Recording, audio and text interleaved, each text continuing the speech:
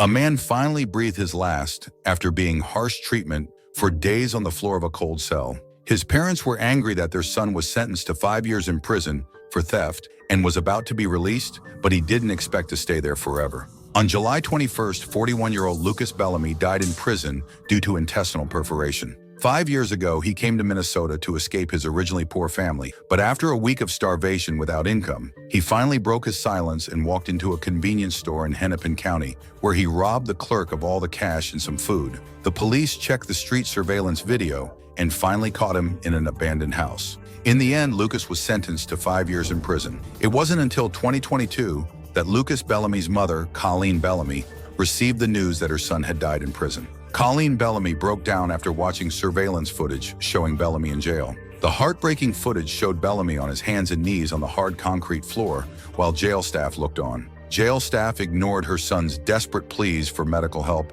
and signs that he was in pain, and they refused to provide him with medical treatment. At one point, he tried to pull himself up into a chair, at which point a corrections officer leaned against the wall and watched as Bellamy eventually curled up in pain on the ground. Bellamy's family held a press conference demanding justice for Lucas and calling for reforms in the treatment of prisoners. They said Lucas was treated less like a human and more like an animal. Whatever the reason they were in jail, staff should first ensure the health and safety of prisoners instead of callously standing by and watching. 3 nurses and a deputy sheriff who worked at the jail were named as defendants after the case. Do you think they should be punished? Please leave your thoughts in the comments section.